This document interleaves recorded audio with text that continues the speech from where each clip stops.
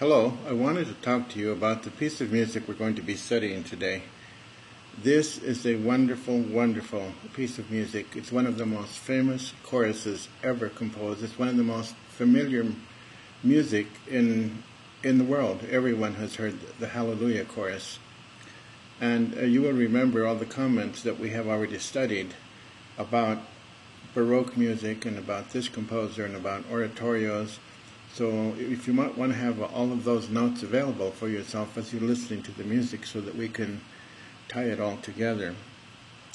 Now, as I told you earlier, what we're going to be listening to is the Hallelujah chorus from The Messiah. So the title of this piece is Hallelujah. It is from a greater work, an oratorio, the name of which is The Messiah. Now, an oratorio is that music which is exactly like the great invention of the Baroque era, opera. It has singing, it has recitatives, it has solos and arias, it has an orchestra, it has continuo conductor, solo parts, choruses. It's a big, huge piece of music, usually long. But there's a big difference. As you remember, Handel was a German who went to Italy to learn how to compose operas in Italian. Then he moved to London, where he was very, very successful composing Italian opera for the people in London. However, during that time, during Lent, opera was not permitted. That was a holy time, those 40 days before Easter. And so Handel, being a genius, frankly, came up with the ingenious idea of writing sacred operas, so to speak, which are called oratorios. So an oratorio and an opera sound exactly the same. They have the same kind of singing. The main difference between them musically is that the oratorio emphasizes the chorus a lot more than when it does the solo soprano. The chorus is very, very important in an oratorio because it's a sacred work, and choirs, starting from the choirs of angels, have always been very, very important in sacred music. Well, all that being said, I guess I need to point out again to you that the oratorio, though it is exactly like an opera, is sacred. It doesn't have costumes and people acting on stage or ballets or sets, any of those things that opera does have, but musically they are very, very similar. Okay, let's get with the Hallelujah chorus by George Frederick Handel. He is the other giant of the Baroque era, the other one being Johann Sebastian Bach. They were both born in 1685. Handel died 9 years later, in 1759. Bach died in 1750, the year, because of Bach's greatness, that marks the end of the Baroque era. Now specifically, we're going to be paying attention to the different kinds of textures that Handel uses with the words, the text of this music. The three textures are monophony, polyphony, and homophony. Now, monophonic, as you can see from this graphic, the reason I picked this particular listening guide is because the graphics are so wonderful. You can see that there is only one melody or one line of music, and you will be able to hear the same thing right now. Here is the sound of monophony.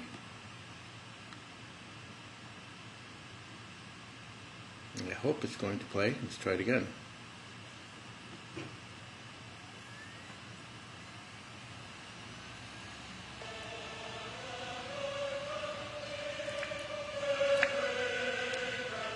Let me start that again. Notice that there are instruments playing. There is a choir of 4 different parts singing, but all the instruments and all the voices are singing only one line of music.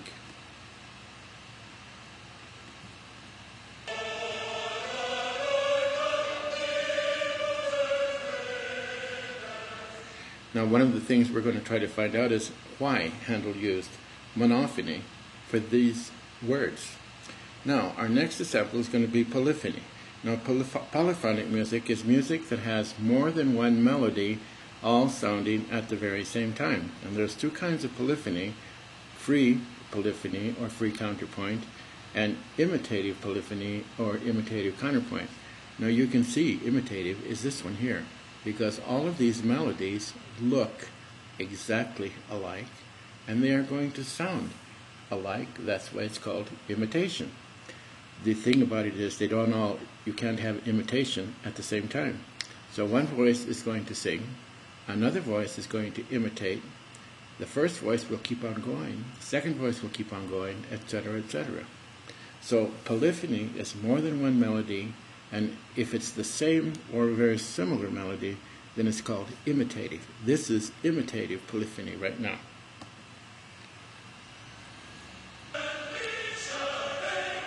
That was the first entrance. Here's the second. And he shall reign. Here's another one.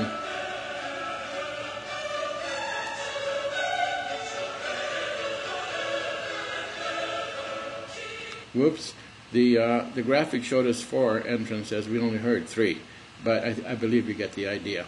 They are imitating the same melody, but they are not singing it at the same time. Now in homophony, they are singing all the words at the same time, but it's not just one line. They all have different notes or chords. So now we're hearing 4 different notes all at the same time. They are singing, homo means one. So they are singing one word at the same time, but not the same notes. Here is homophony.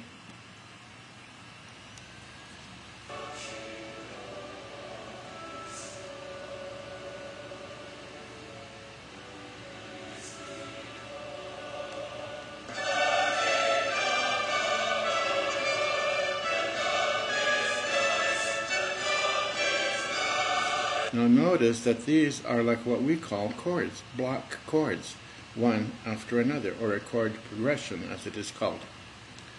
Alright, we're now ready for our analysis of the entire Hallelujah, but I'm going to make another video which is going to be just the listening guide, and this first video will have been the first part, or the introduction with background information. Now, some of the other things that I have not mentioned to you, but I do want you to listen to, is the fact that this particular part of this oratorio has orchestral accompaniment. Not only that, it's not only string orchestra. We're going to hear brass and woodwinds and percussion instruments, because this is what is called a festive orchestra of the Baroque era. If it's a basic orchestra, it includes only the strings, and much of the music in the Messiah includes only the strings.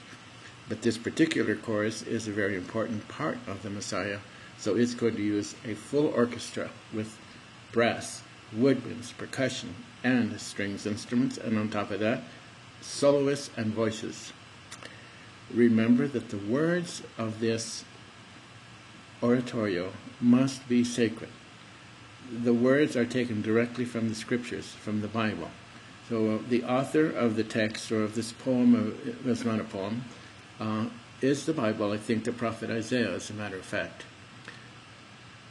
I believe that we're ready now for part 2, or our analysis of the Hallelujah chorus, and that'll be the next video. Thank you.